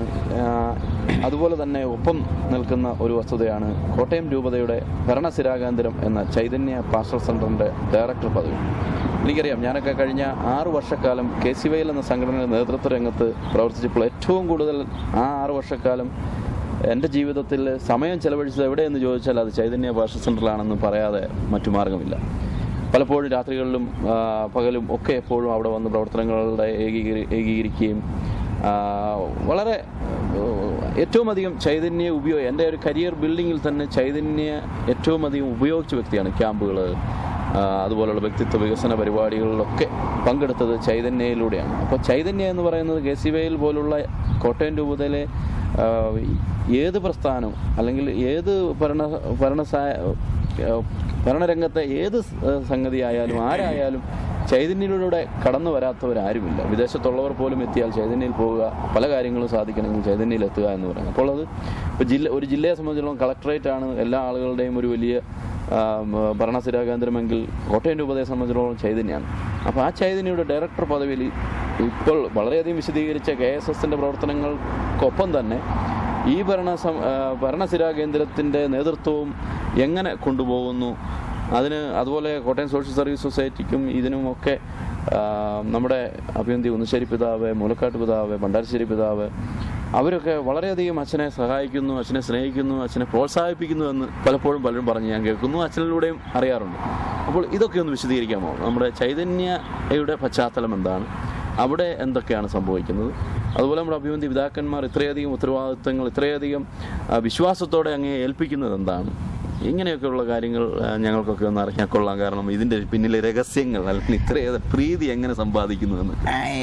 സാജു വളരെ ഭംഗിയായിട്ട് പ്രീതി കിട്ടുന്നു എന്നൊക്കെ പറയുമ്പോൾ എനിക്ക് കേൾക്കുമ്പോൾ ഒരു സന്തോഷം തോന്നുന്നുണ്ട്. കാരണം ചെന്ന് കഴിഞ്ഞ് ദിവസവും നമുക്ക് കേൾക്കേണ്ടി വരുന്ന അനുഭവിക്കേണ്ടുന്ന ബുദ്ധിമുട്ടുകൾക്ക് ഒരു തൽക്കാല ആശ്വാസം അല്ലെങ്കിൽ ഒരു ടോണിക്കായി മാറുമെന്ന് കരുതുകയാണ്. ചൈതന്യ കോട്ടയം അതിരൂപതയുടെ അഭിമാന സ്ഥാപനമാണ് എന്ന കാര്യത്തിൽ ഒരു സംശയമില്ല. അത് ഈ ചൈതന്യ ഇപ്പോഴത്തെ സ്ഥിതിയിലായതുകൊണ്ട് 1978 SH മോഡിൽ കുന്നശ്ശേരി പിതാവ് അന്ന് കേരളത്തിൽ മറ്റെങ്ങും പാസ്റ്റർ സെന്റർ ഇല്ലാതിരുന്ന അവസരത്തിൽ കോയമ്പത്തൂർ ഉണ്ടായിരുന്ന ഒരു പാസ്റ്റർ സെന്റർ അഭിനന്ദ പിതാവ് സന്ദർശിച്ചതിന്റെ മാതൃക സ്വീകരിച്ച് ആദ്യമായിട്ടൊരു അജപാലന കേന്ദ്രം തുടങ്ങിയത് കേരളത്തിലെ തന്നെ വലിയൊരു സംഭവമായിരുന്നു. അതിനുശേഷം 93 ഇപ്പോഴിരിക്കുന്ന ആ വലിയ ദീർഘവീക്ഷണത്തിന്റെ ഫലമായിട്ട് കുന്നശ്ശേരി പിതാവിനെ അന്ന് പലരും വിമർശിച്ചു. അവിടെയെല്ലാം വലിയ കെട്ടിടം പണിത് പൊക്കുകയാണെന്നും പറഞ്ഞ് പല രീതിയിലും പറഞ്ഞെങ്കിലും ഇന്ന് ഏറ്റവും മാതൃകാപരമായ ഒരു പ്രവർത്തനം നടത്തുന്ന സ്ഥാപനമാക്കി മാറ്റാൻ കഴിഞ്ഞു. ഈ ചൈതന്യയുടെ എനിക്കറിയാം സാജുവിനെ സംബന്ധിച്ചിടത്തോളം സെക്കൻഡ് ഹോം ആയിരുന്നു ചൈതന്യ. വീട്ടിലായിരുന്നോ ചൈതന്യയിലാണോ കൂടുതൽ സമയം ചെലവഴിച്ചെന്ന് ചോദിച്ചാൽ മാതാപിതാക്കളോട് ഒന്നുകൂടെ ചോദിക്കേണ്ടി വരുമെന്ന് എനിക്ക് തോന്നുന്നു. അത് പിന്നെ ചൈതന്യെന്ന് എനിക്ക് തോന്നുന്ന സാജു ഒക്കെ ഇങ്ങ് പോകുന്നതിന് ശേഷം അവിടെ STD ബൂത്തിലെ വരുമാനം തന്നെ കുറഞ്ഞിട്ടുണ്ട്. കാരണം ഓരോ പ്രോഗ്രാമിനും KCYLകാരെ വിളിക്കാൻ വേണ്ടി യൂണിറ്റുകാരെ ഓർപ്പിക്കാൻ വേണ്ടി ബൂത്തിൽ കയറി വിളിച്ചുകൊണ്ട് അതിനുശേഷം അല്ലേ മൊബൈലൊക്കെ വരുന്നത്. ചൈതന്യ അതിരൂപതയുടെ അജപാലന കേന്ദ്രമാണ്. ചൈതന്യ കേന്ദ്രീകരിച്ചാണ് നമ്മുടെ അതിരൂപതയുടെ എല്ലാ വിഭാഗം ജനങ്ങൾക്കും വേണ്ടിയുള്ള പ്രവർത്തനങ്ങൾ ക്രോഡീകരിക്കുക. ചൈതന്യ അജപാലന കേന്ദ്രത്തിന്റെ നേതൃത്വത്തിൽ അജപാലന മാർഗരേഖ കഴിഞ്ഞ 4-5 വർഷങ്ങളായിട്ട് തയ്യാറാക്കുന്നുണ്ട്. ഓരോ വിഭാഗത്തിലൂടെ ചെയ്യേണ്ട പ്രവർത്തനങ്ങൾ രൂപരേഖ നൽകും, ആക്ഷൻ പ്ലാൻ തയ്യാറാക്കും, റിപ്പോർട്ട് തയ്യാറാക്കും, പിന്നീട് അതിൻ്റെ റിപ്പോർട്ടും കണക്കും പ്രസിദ്ധീകരിക്കും. അങ്ങനെ ഒരു പ്രവർത്തന പ്ലാനിങ് നടക്കുന്നു എന്നുള്ളതാണ് ശ്രദ്ധേയം. അപ്പം അത് കുട്ടികൾ മുതൽ മുതിർന്നവർ വരെ എല്ലാ വിഭാഗക്കാരുടെയും പ്രവർത്തന കേന്ദ്രമായിട്ടാണ് ഈ ചൈതന്യ പ്രവർത്തിക്കുക. 4-5 വർഷം മുമ്പ് നമുക്കുണ്ടായ വലിയൊരു വികസന കുതിച്ചുകയറ്റം അത് മറ്റൊന്നുമല്ല, ചൈതന്യയിൽ ഓഡിറ്റോറിയം ഉണ്ടായതും അതോടനുബന്ധിച്ച് വിവിധ ഓഫീസുകൾ തുടക്കം കുറിക്കുവാൻ ആയതും ഏറെ കൂടുതൽ പ്രോഗ്രാമുകൾ ചൈതന്യയിലേക്ക് എത്തുവാനായിട്ട് വഴിതെളിച്ചു എന്ന കാര്യത്തിൽ സംശയമില്ല. അപ്പം അങ്ങനെ ചൈതന്യയിലെ വിവിധ പാസ്റ്ററൽ ഡിപ്പാർട്ട്മെൻറ്റുകളുടെ പ്രവർത്തനമാണ് ചൈതന്യ നടക്കുക. അതൊരു സിസ്റ്റമാണ്. ശരിക്കും പറഞ്ഞാൽ ഞാൻ കൂടുതൽ ശ്രദ്ധ കേന്ദ്രീകരിക്കുന്നത് കോട്ടയം സോഷ്യൽ സർവീസ് സൊസൈറ്റിയിലാണ്. എനിക്ക് താല്പര്യമുള്ള പ്രവർത്തന മേഖലയായതുകൊണ്ട് ഒപ്പം ഈ പ്രവർത്തനങ്ങൾ എല്ലാം ക്രോഡീകരിക്കുവാനായിട്ടും കോർഡിനേറ്റ് ചെയ്യുവാനായിട്ടും കൂടെയുള്ള ബഹുമാനപ്പെട്ട വൈദികർ, സിസ്റ്റേഴ്സ്, സ്റ്റാഫ് അംഗങ്ങൾ എല്ലാവരുടെയും സഹകരണത്തിൽ ഓരോ ഡിപ്പാർട്ട്മെൻറ്റും വളരെ സ്നേഹത്തിലും കൂട്ടായ്മയിലും സഹകരണത്തിലും പോകുന്നു എന്നുള്ളതാണ് ചൈതന്യയെ വേറിട്ട ഒരു പ്രസ്ഥാനമായിട്ട് മാറുക. അതോടൊപ്പം ഈ അടുത്ത കാലത്ത് ഇന്ദിരാഗാന്ധി നാഷണൽ ഓപ്പൺ യൂണിവേഴ്സിറ്റിയുമായിട്ട് സഹകരിച്ച് ചൈതന്യ കമ്മ്യൂണിറ്റി കോളേജ് നമ്മൾ അമേരിക്കയിൽ നിന്ന് കിട്ടിയ ഒരു ആശയമാണ്. അത് നടപ്പിലാക്കി തുടങ്ങി. ഇപ്പോൾ അതിന് അംഗീകാരം ലഭിച്ച് ചൈതന്യ കമ്മ്യൂണിറ്റി കോളേജ് തൊഴിൽ പരിശീലനത്തിന് വളരെയേറെ മാതൃക കൊടുക്കുവാനായിട്ട് കഴിയുന്നു എന്നുള്ളതും ശ്രദ്ധേയമാണ്. ചൈതന്യയെ സംബന്ധിച്ചിടത്തോളം നമ്മുടെ അതിരൂപതയുടെ അജപാലനപരമായ ആവശ്യങ്ങൾ നിറവേറ്റുവാനായിട്ട് രൂപതാ മെത്രാന്മാർക്ക് വേണ്ട സഹകരണം കൊടുക്കുക എന്നുള്ളതാണ്. എല്ലാ ഡിപ്പാർട്ട്മെന്റിലും ശ്രദ്ധിക്കുക. സാജു സൂചിപ്പിച്ചത് വളരെ ശരിയാണ്. അപ്പോൾ ഇന്ന് കുന്നശ്ശേരി പിതാവ് ഈ ചൈതന്യയുടെ ഉത്തരവാദിത്വം എന്നെ ഏൽപ്പിക്കുമ്പോൾ ചൈതന്യയുടെ ചുമതല ഏറ്റെടുക്കുന്ന ഏറ്റവും ചെറുപ്പക്കാരനായ വൈദികനായിരുന്നു. അന്ന് ഒരു പക്ഷേ പലരും അതിനെ സംശയദൃഷ്ടിയോടെ നോക്കിക്കണ്ടുവെങ്കിലും പിതാവ് എന്നും വിശ്വാസമർപ്പിച്ചിരുന്നതിന് ഒരിക്കൽ പോലും ലംഘിക്കുവാനോ അല്ലെങ്കിൽ ബുദ്ധിമുട്ട് പിതാവിനുണ്ടാക്കുവാനോ ഒരിക്കൽ പോലും ഇടം വന്നിട്ടില്ല എന്ന് എനിക്ക് വളരെ സന്തോഷമുണ്ട്. ഉത്തരവാദിത്വപൂർണ്ണമായ ഒരു വലിയ സ്വാതന്ത്ര്യം കുന്നശ്ശേരി പിതാവും അതേ തുടർന്ന് മൂലക്കാട് പിതാവിൻ്റെ കാലത്തും വളരെ നന്നായിട്ട് അനുഭവിക്കുന്നു. അതുതന്നെയാണ് അതിലേക്കുള്ള വിജയരഹസ്യം.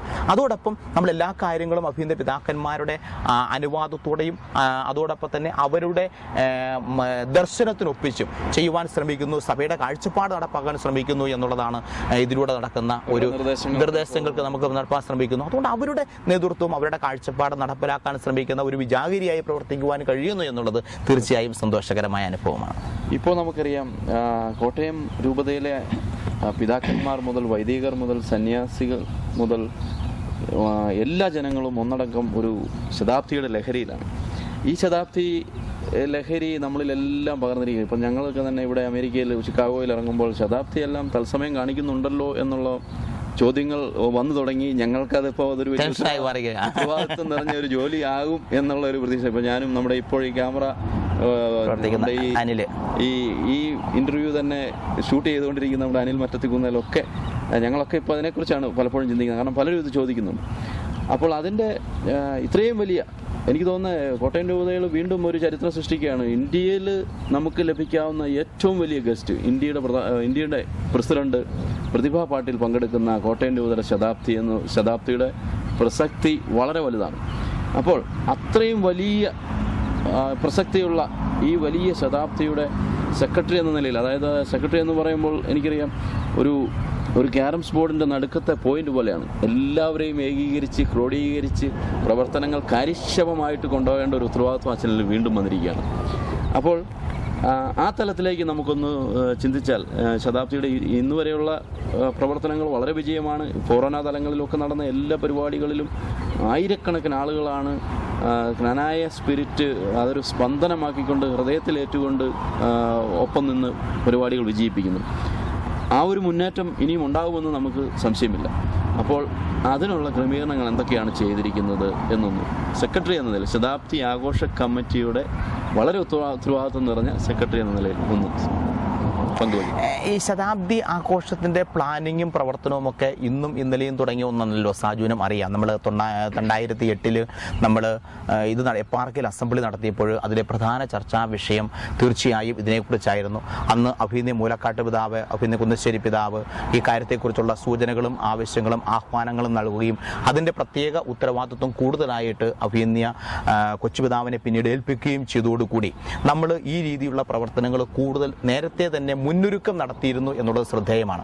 ഇക്കാര്യത്തിന് മുഴുവൻ സമയവും കൂടുതലായിട്ട് ശ്രദ്ധിക്കുന്നത് തീർച്ചയായും അഭിനന്ദ പണ്ടാരശ്ശേരി പിതാവ് തന്നെയാണ്. പിതാവിനോട് ചേർന്ന് നിന്നുകൊണ്ട് പറ്റുന്ന ആവശ്യമുള്ള സഹകരണം നൽകുക എന്നുള്ളത് മാത്രമാണ് എനിക്ക് ചെയ്യാനുള്ള കർത്തവ്യം. സ്വാഭാവികമായിട്ടും ഓഫീസ് ഉത്തരവാദിത്തങ്ങൾ ഉണ്ട് എന്നുള്ളത് ശരി തന്നെയാണ്. എങ്കിൽ പോലും പിതാവിൻ്റെ വലിയ ഒരു കോൺട്രിബ്യൂഷൻ, പിതാവിൻ്റെ ഒരു വലിയ നേതൃപാടവം ഇതിലൂടെ വരുന്നുണ്ട് എന്നുള്ളത് തീർച്ചയായും ശ്രദ്ധേയമായ കാര്യമാണ്. അഭിനന്ദ മൂലക്കാട്ട് പിതാവിന് ഇക്കാര്യത്തിലുള്ള ദീർഘവീക്ഷണവും കാഴ്ചപ്പാടുകളും തീർച്ചയായും ശതാബ്ദി ആഘോഷത്തിൻ്റെ ഒരുക്കങ്ങളിലും മുന്നേറ്റങ്ങളിലും വളരെയേറെ സഹായകരമാകുന്നുണ്ട് എന്നതിൽ രണ്ടു പക്ഷമില്ല. ശതാബ്ദി ആഘോഷങ്ങളുടെ പ്ലാനിങ്ങുകളിലെല്ലാം ശ്രദ്ധിച്ചിരുന്ന 3 കാര്യങ്ങൾ. ഒന്ന്, ആത്മീയ കാര്യങ്ങൾക്ക് നമ്മൾ കൊടുക്കുന്ന ഊന്നൽ, അത് എപ്പാർക്കിൽ അസംബ്ലിയുടെ ചിന്തയുടെ തുടക്കം മുതൽ അത് നമ്മുടെ മനസ്സിൽ സൂക്ഷിച്ചിരുന്നു. 2, പങ്കാളിത്ത സ്വഭാവത്തിന് കൊടുക്കുന്ന പ്രാധാന്യം. അതായത് എല്ലാ തലത്തിലുമുള്ള, ഇതിനകത്ത് പ്രത്യേകിച്ച് എന്തെങ്കിലും ഒരു ഇതുള്ളതുകൊണ്ട് ആരെയും കമ്മിറ്റി ഉൾപ്പെടുത്താതിരിക്കുകയോ ചെയ്തിട്ടില്ല. എല്ലാ തലത്തിലും പങ്കാളിത്ത സ്വഭാവവും അതിൻ്റെ വകുപ്പും ചട്ടും വെച്ചുള്ള കാര്യങ്ങൾ കൊണ്ടുപോകാനെടുത്തു. 3ാമത്തെ കാര്യം എന്ന് പറയുന്നത് വികേന്ദ്രീകൃത സ്വഭാവമാണ്. ആഘോഷങ്ങളൊന്നും കോട്ടയം കേന്ദ്രീകരിച്ചോ അല്ലെങ്കിൽ ഇന്ന സ്ഥലം കേന്ദ്രീകരിച്ചോ നടത്താതെ എല്ലാ മേഖലകളിലും നടത്തും. പടമുഖത്ത് നടന്ന യുവജന സംഘം, മഴ മാറി നിന്ന യുവജന സംഗമം എന്ന പേരിൽ പ്രത്യേകമായിട്ട് ഞാൻ അപ്പനാദിശനെ കുറിച്ച് എഴുതുകയുണ്ടായി. അപ്പം ഇത് എല്ലാ മേഖല, ഇപ്പം ഒരു റീജിയൺ എന്ന നിലയിൽ അമേരിക്കയിലും മനോഹരമായിട്ട് ശതാബ്ദി ആഘോഷം നടന്നു. അഭിനന്ദ മൂലക്കാട്ട് പിതാവിനെ മുഖ്യ അതിഥിയായിട്ട് നിങ്ങൾക്ക് ലഭിക്കുകയും ചെയ്തു. അപ്പം എല്ലാ ഫോറോനകളിലും ഒപ്പം നമ്മുടെ ഇവിടെ റീജിയണിലും ഈ ശതാബ്ദി ആഘോഷം നടന്നു എന്നുള്ളത് എല്ലാ സ്ഥലത്തുനിന്നും ഇളകിയെത്തുന്ന അല്ലെങ്കിൽ എല്ലാവരും ഉൾപ്പെടുന്ന പ്രവർത്തനമായി മാറുന്നു എന്നുള്ളത് വളരെയേറെ ശ്രദ്ധേയമാണ്.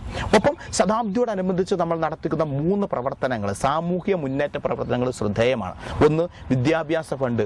അത് രൂപതയിലെ ഇളം തലമുറയ്ക്ക് മുൻപോട്ട് ഇങ്ങോട്ട് ഇങ്ങനെ ഒരു സാമ്പത്തിക പ്രതിസന്ധിയുടെ പ്രശ്നം അഭിമുഖീകരിക്കാതിരിക്കുന്നതിന് വേണ്ടി നമ്മൾ തുടക്കം കുറിച്ചിരിക്കുന്ന വലിയ ഒരു കാഴ്ചപ്പാട്. രണ്ടാമത്തെ കാര്യം, സമഗ്ര ആരോഗ്യ ഇൻഷുറൻസ് പദ്ധതി.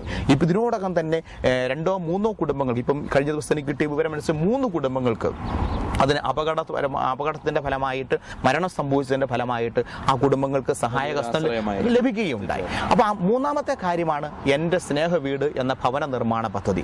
അങ്ങനെ 3 പദ്ധതികളാണ് പ്രധാനമായിട്ട് സാമൂഹ്യ സേവന രംഗത്ത് നമ്മൾ ഇതിലെല്ലാം ഉപരിയായിട്ട് നമ്മുടെ അതിരൂപത അംഗങ്ങളും ആ അതിരൂപത അംഗങ്ങൾ വസിക്കുന്ന പ്രദേശത്തുള്ളവരും അതിരൂപതയുടെ പ്രസക്തിയെക്കുറിച്ചും അതിരൂപതയുടെ പ്രാധാന്യത്തെക്കുറിച്ചും ക്നാനായ സമുദായത്തിൻ്റെ അനന്യതയെക്കുറിച്ചും മനസ്സിലാക്കുവാനും ആലോചിക്കുവാനും ആഘോഷിക്കുവാനുമുള്ള അവസരമായി മാറുന്നു എന്നുള്ളതാണ് ശതാബ്ദി ആഘോഷത്തിൻ്റെ പ്രതി. അതുകൊണ്ട് കേവലം ഒരു ഉദ്ഘാടനവും കേവലം ഒരു സമാപനവും എന്ന് നിലനിൽക്കാതെ ഇത് ഒരു വർഷം മുഴുവൻ നീണ്ടു നിൽക്കുന്ന ചലിക്കുന്ന സംഭവമായി മാറ്റുക എന്നുള്ളതാണ്.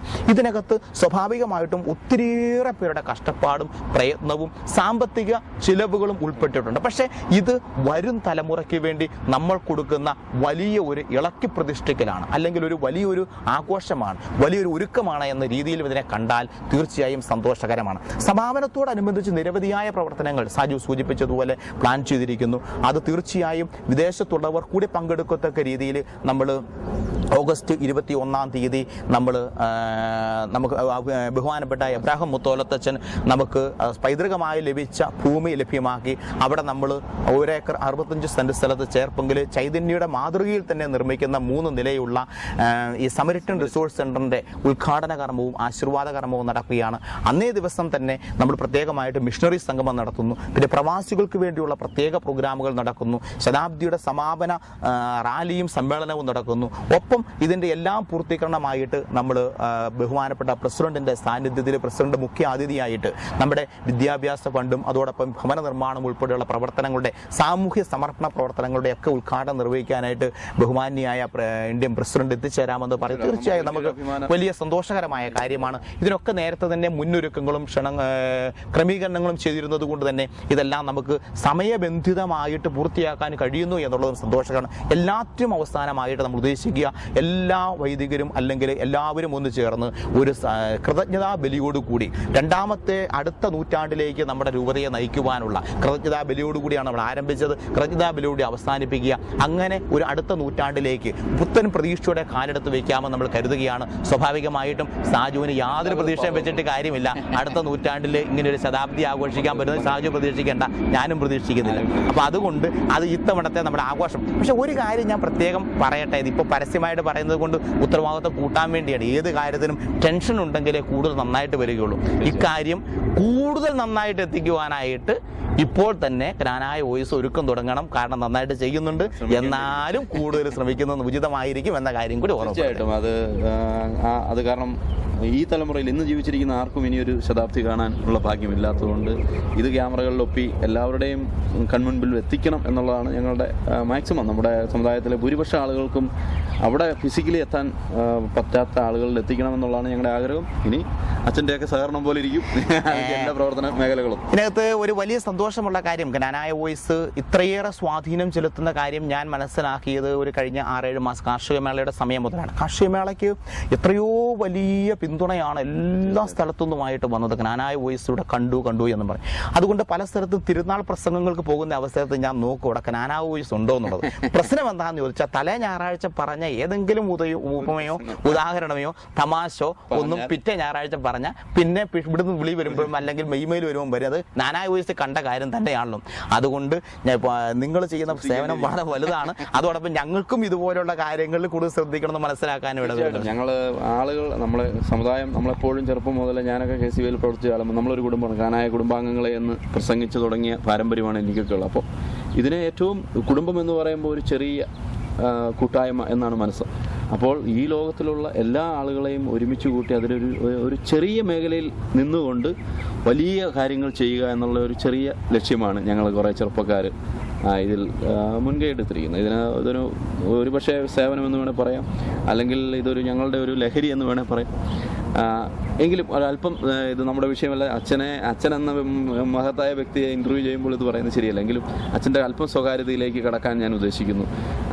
അമേരിക്കയിലെ ഇപ്പോൾ ഞങ്ങളുടെയൊക്കെ ഇവിടെ എത്തി, പല വാഷിങ്ടണിൽ പോയി, പല സ്റ്റേറ്റുകളിലൂടെ പോയി, അമേരിക്കയിലെത്തിയതിന് ശേഷം അച്ഛന് അപ്പം വേറിട്ടൊരു അനുഭവം. കാരണം അവിടെ തിരക്കേറിയ ജീവിതം, അതിനിടയിൽ ഇവിടെ വരുന്നു. ഇവിടെയും തിരക്കല്ല എന്നുള്ളതല്ല, പല പള്ളികളിൽ പോയി സംഘടനാ ഭാരവാഹികളുമായി കണ്ടുമുട്ടി, വൈദികരുമായി ഒപ്പം കുർബാന അർപ്പിച്ചു. ഇവിടെയുള്ള അമേരിക്കയിലെ വൈദികരെ, ബിഷപ്പ്, അങ്ങനെ ഒരുപാട് ആളുകൾ പലപ്പോഴും അവിടെ എത്തുമ്പോൾ ഹായ് ബായ് പറയുന്ന അതിലുപരി കൂടുതൽ അടുത്തിടപെടാൻ അച്ഛന് സാധിച്ചു. അപ്പോൾ അമേരിക്കയിലെ കൊച്ചു കൊച്ചു കാര്യങ്ങൾ, ഒരു സ്വകാര്യ സംഭാഷണമായി പറയാം. ഇതൊരു വലിയ ചോദ്യമൊന്നുമല്ല, എങ്കിലും അമേരിക്കയിലെ അനുഭവങ്ങൾ ഞാൻ സൂചിപ്പിച്ചല്ലോ. ഞാൻ ആദ്യമായിട്ട് ധ്യാനം പ്രസംഗിക്കുവാനായിട്ട് അമേരിക്കയിൽ വന്ന അവസരത്തിൽ കണ്ടതിൽ നിന്നും ഏറെ വ്യത്യസ്തവും പ്രോഗ്രസീവുമായിട്ടുള്ള കാര്യങ്ങളാണ് ഇപ്പോൾ കാണുക. എനിക്ക് ഏറ്റവും രസകരമായിട്ട് തോന്നിയിട്ടുള്ള ഒരു കാര്യം, നാട്ടിൽ ഒരിക്കലും സമയം പാലിക്കില്ലാത്തവർ ഇവിടെ വന്ന സമയം പാലിക്കുന്നു എന്നുള്ളത്. എന്നെ ഒരു സുഹൃത്ത് ഒരു 3 മാസം വിളിച്ചു. എൻ്റെ കൂടെ കുറച്ച് കാലം ജോലി ചെയ്തതാണ്. അപ്പം വിളിച്ചപ്പം പറഞ്ഞു, നീ എന്നെ ഇപ്പോൾ വിളിച്ചെന്ന് ചോദിച്ചപ്പോൾ പറഞ്ഞു, ഞാൻ ജോലിക്ക് കയറാൻ വേണ്ടി വന്ന് നിൽക്കുകയാണ്, 5 മിനിറ്റ് സമയം മിച്ചമുണ്ട്. അപ്പം ഞാൻ അവനോട് തിരിച്ചു ചോദിച്ചു, നീ ഒരിക്കലും എൻ്റെ ഓഫീസ് സമയത്ത് വന്നിട്ടില്ലല്ലോ, ഇവിടെ അതൊന്നും നടക്കുകയല്ല എന്ന് പറഞ്ഞ പോലെ നമുക്ക് ഇവിടെ വന്നപ്പോൾ ഇവിടുത്തെ സംസ്കാരത്തോട് ഇഴുകിച്ചേർന്ന് ജീവിച്ചു പോകാൻ കഴിയുന്നു എന്നുള്ള വലിയ കാര്യമാണ്. നാട്ടിൽ എല്ലാവരും സീരിയൽ കണ്ടു നടക്കുമ്പോൾ ഇവിടെയുള്ള ഒരു സീരിയൽ കഴിച്ചിട്ട് പോവുക രാവിലെ. അതോടൊപ്പം നാട്ടിൽ പല കാര്യങ്ങൾക്കും നമ്മൾ കൊട്ടയൊക്കെ ഉപയോഗിക്കുന്ന വേറെ പല കാര്യങ്ങളും ഇവിടെ പിള്ളേരെ കൊണ്ടുവരുന്ന കൊട്ടയ്ക്കകത്താണ്. ഇങ്ങനെ പല കാര്യങ്ങളും കാണുമ്പോൾ എനിക്ക് രസകരമായിട്ട് തോന്നുന്നുണ്ട്. പക്ഷേ ഒരു കാര്യം ഞാൻ കാണുന്നത്, നമുക്ക് ഇളം തലമുറയിൽ ഇവിടെ വന്നിരിക്കുന്ന യുവജനങ്ങൾക്ക് അവരുടെ മുതിർന്നവർ വന്നപ്പോൾ അവർക്ക് സാധിക്കാതെ പോയ ചില കാര്യങ്ങൾ ശ്രദ്ധിക്കണമെന്നുള്ള വലിയ ഒരു തീഷ്ണത ഞാൻ കാണുന്നുണ്ട്. എന്നെ അതിശയിപ്പിച്ചുള്ള കാര്യം, ഈ കഴിഞ്ഞ തവണയൊക്കെ വന്നപ്പോഴും നമ്മുടെ ഈ പള്ളികളിൽ രണ്ടും വന്നാൽ രാവിലെ മുതൽ അത് ഉച്ച കഴിഞ്ഞ് വൈകുന്നേരം വരെയും ചെലവഴിക്കുവാനുള്ള വലിയ മനസ്സ് കാണിക്കുന്നു എന്നുള്ളത് വളരെ ശ്രദ്ധേയമാണ്. ആദ്യ കുർബാന നടക്കുന്നതിന് ഒരുക്കമായിട്ട് നമ്മുടെ യുവജനങ്ങൾ തന്നെ ഇവരെ പഠിപ്പിക്കുന്നു. എത്രയോ ദിവസങ്ങളാണ് ഇവർ വീട്ടിലുള്ളവർ കൊണ്ടുവന്ന് പ്രാക്ടീസ് കൊടുത്ത് ഒരുക്കങ്ങൾ നടത്തി മനോഹരമായിട്ട് ഇവരെ തയ്യാറാക്കി വിടുക. അത് ചെറിയ കാര്യമല്ല, വലിയ കാര്യമാണ്. അതോടൊപ്പം നമ്മുടെ ആദ്യ കുടിയേറ്റ സമൂഹാംഗങ്ങൾക്ക് പറ്റിയതുപോലെ, അല്ലെങ്കിൽ അവർക്ക് സാധിക്കാതെ പോയ അവരുടെ കുഴപ്പം കൊണ്ടല്ല, അവരുടെ മക്കൾക്ക് നമ്മുടെ സമുദായത്തോട് ഇഴചേർന്ന് നിൽക്കുവാൻ അവസരം ലഭിക്കാതെ പോയെങ്കിൽ ഇന്ന് ആ അവസരം നമ്മുടെ കുട്ടികൾക്ക് ലഭിക്കണമെന്ന് അതിനുവേണ്ടി എന്ത് നഷ്ടവും എന്ത് ത്യാഗവും സഹിക്കുവാൻ തയ്യാറാകുന്നു എന്നുള്ളത് വലിയൊരു കാര്യമാണ്. അതിൻ്റെ തന്നെ ഏറ്റവും നല്ല ഉദാഹരണമാണല്ലോ 5 വർഷം മുമ്പ് ചിക്കാഗോയിൽ ഉണ്ടായിരുന്ന രാഷ്ട്രീയ അന്തരീക്ഷമല്ല കനാനായ സമുദായാംഗങ്ങളുടെ ഇടയിൽ ഇന്നുള്ളത്. അന്ന് വന്നാൽ 2 വിഭാഗമായിട്ട് കണ്ടിരുന്ന രീതിയിൽ ഇന്ന് നമ്മൾ ഒന്നാണ് എന്ന് ചിന്തിക്കുന്നു. അത് പ്രോഗ്രസീവ് ചിന്തയാണ്. ആ പ്രോഗ്രസീവ് ചിന്ത, നമുക്കുണ്ടായ ദേവാലയങ്ങൾ, നമുക്കുണ്ടായ വളർച്ച, സംഘടനയും മിഷനും ഒരുമിച്ച് പോകണം എന്നുള്ള കാഴ്ചപ്പാട്, ഇതൊക്കെയാണ് സത്യത്തിൽ ആത്യന്തികമായിട്ട് സമുദായത്തിലുണ്ടാകുന്ന വലിയ ഗുണം. അതുകൊണ്ട് ആ രീതിയിൽ വലിയ വളർച്ച കൈവരിക്കുന്നു എന്നുള്ളത് വളരെയേറെ സന്തോഷമുണ്ട്. വലിയ ഒരു ത്യാഗം ബഹുമാനപ്പെട്ട എബ്രഹാം മുത്തോലത്തച്ഛൻ്റെ നേതൃത്വത്തിൽ പ്രത്യേകമായിട്ട് അച്ഛൻ്റെ വലിയ കഠിനാധ്വാനം, അതോടൊപ്പം മറ്റെല്ലാ വൈദികരുടെയും വലിയ സഹകരണം, രൂപതാ നേതൃത്വത്തിൻ്റെ സഹകരണം, ചിക്കാഗോ രൂപതയിൽ നിന്ന് ലഭിക്കുന്ന സഹകരണം, ഇതെല്ലാം കൂടെ കൂട്ടിച്ചേർത്ത് എത്രയോ ത്യാഗവും ഏറ്റുവാങ്ങി നിങ്ങൾ ചെയ്യുന്ന ഈ കഠിനാധ്വാനം തീർച്ചയായും വരും തലമുറയ്ക്ക് വലിയ പ്രചോദനമായി മാറുമെന്നുള്ള കാര്യത്തിൽ സംശയമില്ല. ആ പ്രതീക്ഷയും ആ ഒരു ആശംസയും ആ ഒരു പ്രാർത്ഥനയുമാണ് എനിക്ക് സന്തോഷത്തോടെ പറയുവാനുള്ളത്. ആ ഒരു സ്നേഹവും സഹകരണവും സൗഹാർദ്ദവും ഓരോ തവണ വരുമ്പോഴും ഇവിടെ ആസ്വദിക്കുവാനും എനിക്ക് കഴിയുന്നുണ്ട്. തീർച്ചയായിട്ടും ഇത്രയും സമയം നമ്മോടൊപ്പം ചെലവഴിക്കുകയും വളരെയേറെ ശ്രദ്ധേയമായ ഉത്തരവാദിത്തങ്ങൾ വളരെ ഉത്തരവാദിത്തത്തോടു കൂടി ചെയ്യുകയും അതിൻ്റെ പ്രവർത്തന ഫലങ്ങൾ നാമൊക്കെ അനുഭവിക്കുകയും ചെയ്യുന്ന ഒരു വലിയ വ്യക്തി ഫാദർ മൈക്കിൾ വെട്ടിക്കാട്ട് ഗ്രാനായ വോയിസിന് വേണ്ടിയും ഒപ്പം അദ്ദേഹത്തിൻ്റെ പ്രവർത്തനങ്ങൾ ഗ്രാനായ സമുദായത്തിൽ ഇന്ന് അമേരിക്കയിലും അല്ലെങ്കിൽ വിദേശങ്ങളിലും ഒക്കെ ഉള്ള ലോകം മുഴുവൻ വ്യാപിച്ചു കിടക്കുന്ന ആളുകൾക്ക് അല്പമെങ്കിലും അറിയുവാനുള്ള ഒരവസരം ഞങ്ങൾക്ക് സൃഷ്ടിച്ചു തന്നതിൽ ഒത്തിരി സന്തോഷമുണ്ട്. ഗ്രാനായ വോയിസ് ടീമിന് വേണ്ടി എന്നോടൊപ്പമുള്ള അനിൽ മറ്റത്തിക്കുന്നേലെ എൻ്റെ വ്യക്തിപരമായ പേരിലൊക്കെ അങ്ങയോട് ഞങ്ങൾ നന്ദി പറയുന്നു. വീണ്ടും പുതിയ സംരംഭങ്ങളും പുത്തൻ ആശയങ്ങളും വ്യത്യസ്തമായ പ്രവർത്തന ശൈലിയും അങ്ങിൽ നിന്നും സമൂഹത്തിനും സമുദായത്തിനും ഉണ്ടാകട്ടെ എന്ന് പ്രത്യേകം പ്രത്യാശിക്കുന്നു. വീണ്ടും അമേരിക്ക സന്ദർശിക്കുക, ഞങ്ങളെയൊക്കെ കാണുക, ഞങ്ങൾക്ക് വേണ്ട ഉപദേശങ്ങൾ, പ്രത്യേകിച്ച് പള്ളികളിലെ ശ്രദ്ധേയമായ പ്രസംഗങ്ങൾ ഒക്കെ ഞങ്ങൾ അങ്ങേ വിലമതിക്കുന്നു. വീണ്ടും അത്തരത്തിലുള്ള അവസരങ്ങൾക്കായി ഞങ്ങൾ കാത്തിരിക്കുന്നു. എല്ലാവിധ പ്രവർത്തന വിജയഭാവങ്ങൾ നേർന്നുകൊണ്ട് ഒരിക്കൽ കൂടി ഞങ്ങളുടെ എല്ലാവരുടെയും പേരിലുള്ള നന്ദി അറിയിച്ചോളൂ. സാജുവിനും അനിലിനും ഞാൻ പ്രത്യേകം നന്ദി പറയാൻ ഉദ്ദേശിക്കുന്നില്ല. കാരണം ഇവിടെ വന്ന് താങ്ക്സ് പറഞ്ഞ് നിങ്ങൾ ശീലിച്ചു പോയത് കൊണ്ട് അത് തീർച്ചയായും തുടരണം. നമ്മൾ സുഹൃത്തുക്കളാണ്. പക്ഷേ അതോടൊപ്പം എനിക്ക് പ്രേക്ഷകരോട് വലിയൊരു നന്ദിയുടെ വാക്ക്. നമ്മളെല്ലാവരും ലോകത്തിൻ്റെ ഏത് ഭാഗത്താണെങ്കിലും എല്ലാവരും ജ്ഞാനായ സമുദായ അംഗങ്ങളെന്ന നിലയിൽ ഒരു കുടുംബത്തിൻ്റെ ഒരു രക്തത്തിൻ്റെ ഭാഗമാണ്. അതുകൊണ്ട് എപ്പോഴും പോസിറ്റീവായിട്ട് ചിന്തിക്കുവാൻ, ക്രിയാത്മകമായി ചിന്തിക്കുവാൻ, മറ്റുള്ളവരെ പ്രോത്സാഹിപ്പിക്കുവാൻ, കുറവുകൾ കാണുന്നേക്കാൾ ഉപരിയായിട്ട് നന്മ കാണുവാൻ, അതുവഴിയായിട്ട് നമ്മുടെ രൂപതയുടെ വളർച്ചയുടെ ഭാഗവാക്കുകളാകുവാൻ, സമൂഹത്തിനും കുടുംബത്തിനും വലിയ നന്മ ചെയ്യുന്ന വ്യക്തികളായി മാറുവാനുള്ള വലിയ അനുഗ്രഹത്തിനായിട്ട് നമുക്ക് ഏത് മേഖലകളിൽ പ്രവർത്തിക്കുന്നവരാണെങ്കിലും കൂട്ടായി സഹകരിച്ച് പ്രവർത്തിക്കുകയും പ്രാർത്ഥിക്കുകയും ചെയ്യാം. ദൈവം നമ്മെ എല്ലാവരെയും അനുഗ്രഹിക്കട്ടെ.